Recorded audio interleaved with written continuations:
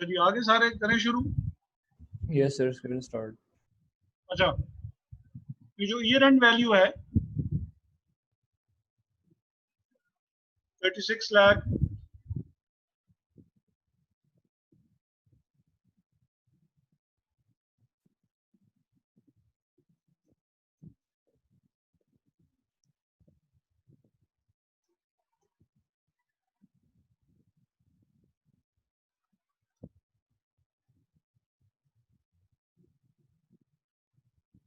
Value per unit of closing inventory जो है वो हमारे पास है $9 पर यूनिट। और जो परचेज प्राइस है ड्यूरिंग द ईयर, परचेजेस जो इन्होंने हमें दी हुई हैं वो हमें इन्होंने दी हुई है $25 per unit.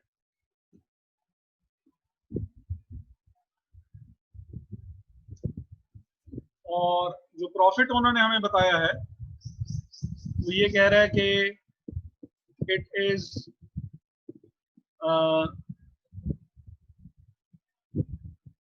1 million over what it would have been, कि अगर वो इन्वेंट्री लेवल्स मेंटेन की जाती हैं जो कि नॉर्मली मेंटेन की जाती हैं, वो क्योंकि आपने नहीं की, इस वजह से सिचुएशन आपकी जो है वो क्लियर नहीं हुई है। प्रॉफिट जो है वो आपको ज्यादा हो गया जितना नॉर्मली आपको होता नहीं होता है। अच्छा, अब जो उसने पहली रिक्वायरमेंट पूछी वो ये है कि what was the unit average cost of the 1 lakh units sold from the beginning inventory. 5 lakh units थे साल के शुरू में, और 5 लाख की जो पर यूनिट कॉस्ट है वो आपको पता नहीं है। ये पता है कि आपने परचेजेस की हैं $25 पर यूनिट पे। ये आपको पता है कि जो क्लोजिंग इन्वेंट्री की कॉस्ट है वो $9 पर यूनिट है। और $9 में ये जरूर याद रखिएगा कि उसने बेसिकली ये कहा हुआ है कि ये लाइफो की कॉस्ट है, मींस कि ये सबसे पुराने उनकी यूनिट्स की कॉस्ट होगी जो कि अभी तक यहाँ पे आपको शो हो रहे हैं। Yes sir.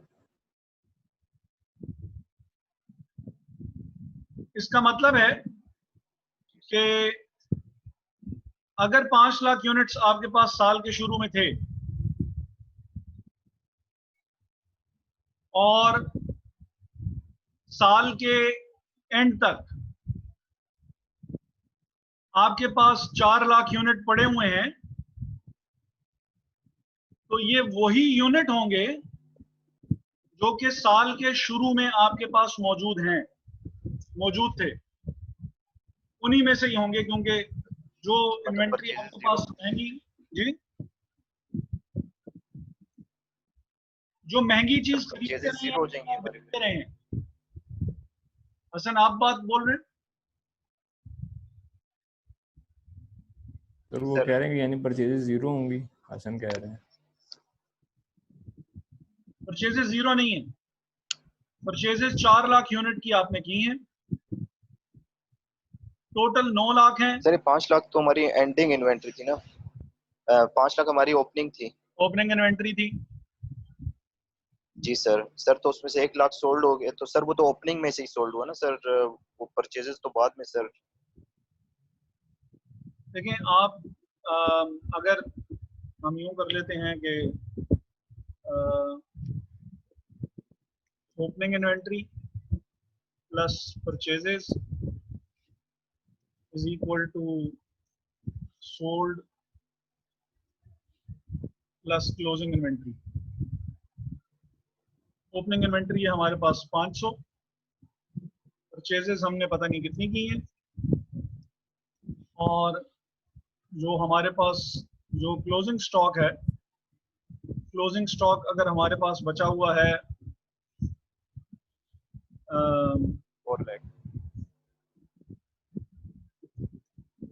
4 लाख अगर हमारे पास ही बचा हुआ है, तो इसका मतलब है कि फिर हमने जो टोटल वो की हैं, 1 लाख सोल्ड कर, हाँ,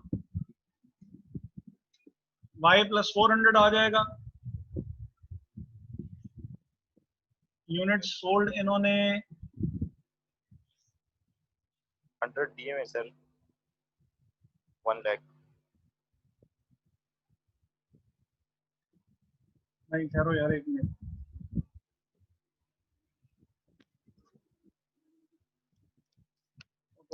यूनिट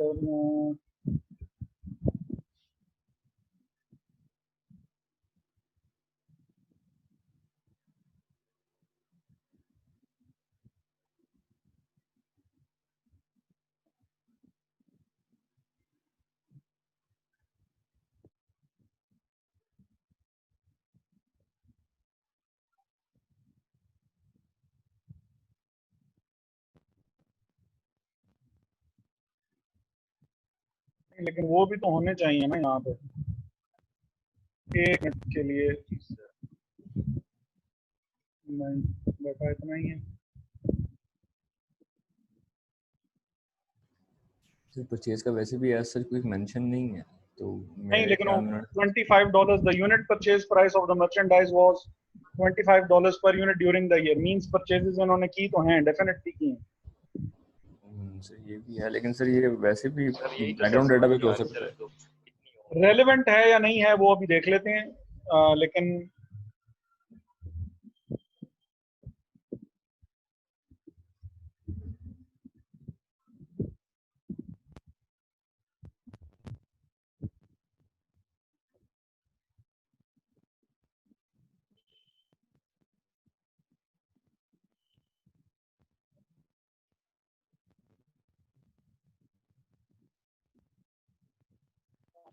साल के शुरू में दिसंबर से 4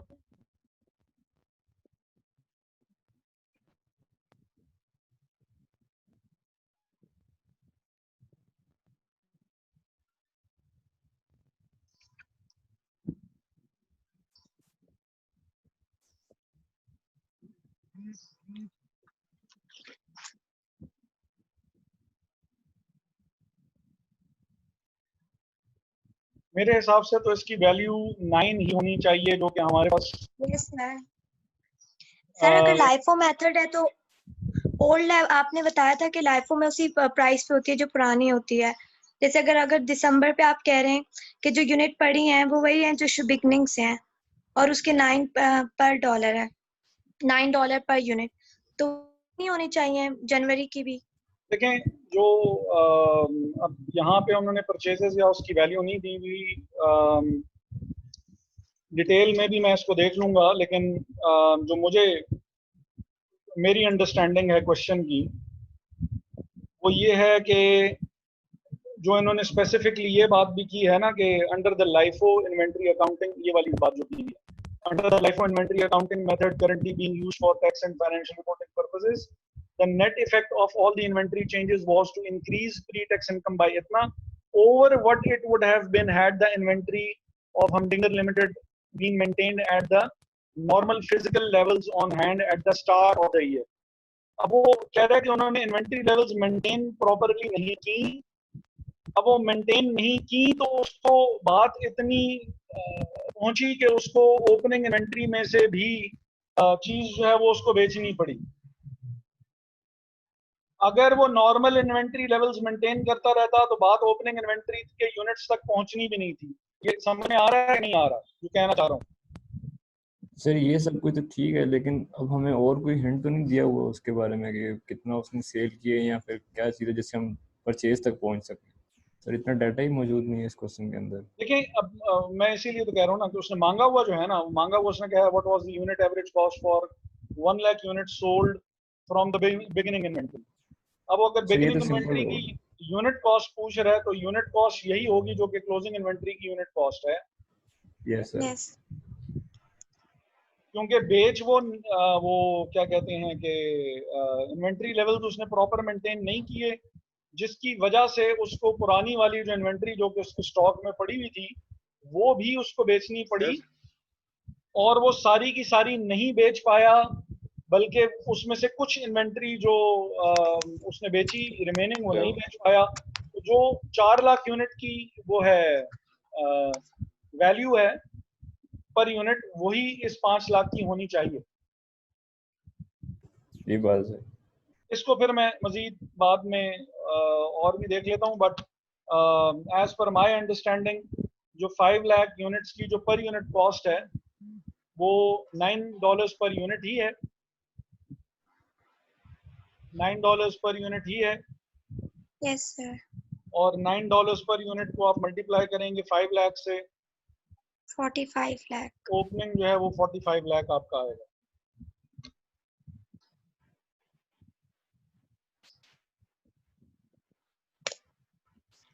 सर ये $9 बता दी, ये तो कैसे आया है? ये $9 जो है ये 36 लाख को 4 लाख यूनिट से डिवाइड करने से आया। ओके।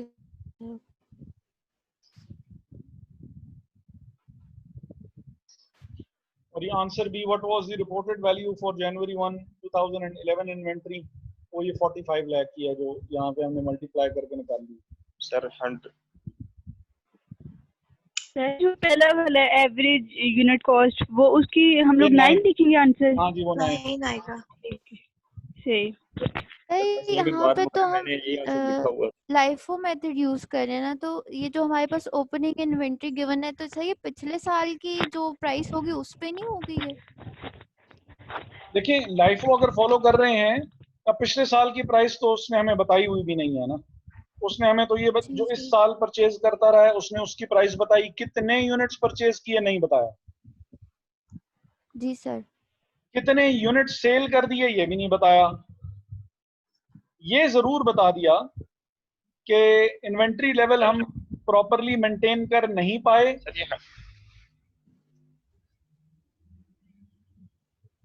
ये कौन बोल रहा था? सर जवेरिया। अच्छा, जवेरिया का क्वेश्चन है कोई? सर मैंने ये क्वेश्चन पूछा था। नहीं, बीच में किसी और की आवाज भी आई थी तो मैंने कहा शायद। अच्छा। तो क्योंकि वो प्रॉपर इन्वेंट्री लेवल मेंटेन नहीं कर पाया तो इन्वेंट्री बिकते बिकते बात यहाँ तक पहुंच गई कि जो सबसे पुराने आइटम्स पड़े हुए थे वो भी बेचने पड़ गए। लास्ट एंड फर्स्ट आउट में क्या होता है कि जो सबसे रीसेंट होता है वो बेच दिया जाता है और जो सबसे आउटडेटेड यूनिट होता है वो पड़ा हुआ होता है। तो वो प्रॉपर इन्वेंट्री लेवल्स क्योंकि मेंटेन नहीं कर पाए उसकी वजह से उनको वो यूनिट भी बेचने पड़ गए जो कि उनके ओपनिंग इन्वेंट्री में सबसे आउटडेटेड यूनिट्स पड़े हुए थे। और वो जो थे वो 5 लाख थे। उस 5 लाख में से 1 लाख यूनिट उन्होंने बेच दिया। तो क्लोजिंग इन्वेंट्री जो पड़ी रह गई आपके पास, मोस्ट रीसेंट यूनिट तो आप साथ साथ बेचते रहे हैं। जी सर। और जो क्लोजिंग इन्वेंट्री में अब आपके 4 लाख यूनिट पड़े हुए हैं ये वो यूनिट्स हैं जो कि ओपनिंग इन्वेंट्री के ही थे। जी सर। और अगर इनकी कॉस्ट 36 लाख है तो 36 lakh divided by 4 lakh, $9 per unit इनकी कॉस्ट आ जाती है। और 9 को जब आप 5 लाख से मल्टीप्लाई करेंगे तो 45 लाख की आपके पास क्लोजिंग इन्वेंट्री की, ओपनिंग इन्वेंट्री की आपके पास कॉस्ट आ जाएगी।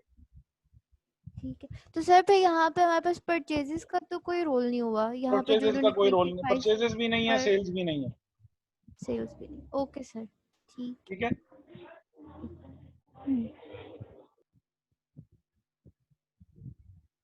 सर पहले ये जो इनकम टैक्स हमारा सर, ये जो इनकम आई है सर हमारी, सर इसका तो कोई रोल नहीं है बीच में सर परचेजेस के साथ?